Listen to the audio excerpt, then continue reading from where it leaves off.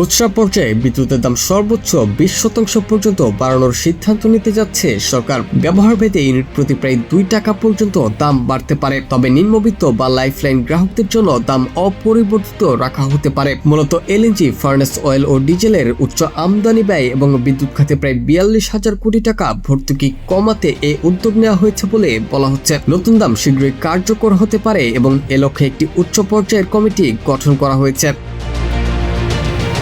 জানা গেছে, যারা মাসে সর্বোচ্চ 75 ইউনিট পর্যন্ত বিদ্যুৎ ব্যবহার করেন তাদের জন্য দাম অপরিবর্তিত রাখার প্রস্তাব দেওয়া হয়েছে। এছাড়া পাইকারি বিদ্যুতের দাম বাড়ানোর ক্ষেত্রে 3টি ভিন্ন বিকল্প প্রস্তাব করা হয়েছে, যা কার্যকর হলে সরকারের ভর্তুকি 5 থেকে 12,000 কোটি টাকা পর্যন্ত কমতে পারে। বিদ্যুতের পাইকারি ও খুচরা মূল্য পুনর্নির্ধারণের প্রয়োজনীয়তা যাচাই করতে সরকার অর্থমন্ত্রীর নেতৃত্বে 6 সদস্যের একটি উচ্চ পর্যায়ের মন্ত্রিসভা গঠন করেছে। এই কমিটি বিশ্ববাজারের পরিস্থিতি এবং দেশের জ্বালানি ও বিদ্যুৎ খাতের সক্ষমতা বিবেচনা করে চূড়ান্ত সুপারিশ প্রদান করবে। এছাড়া জানা গেছে, IMF এর ঋণের শর্ত অনুযায়ী 2026 সালের মধ্যে বিদ্যুৎ ও জ্বালানি খাতের ভর্তুকি পর্যায়ক্রমে কমিয়ে আনার বাধ্যবাধকতা রয়েছে।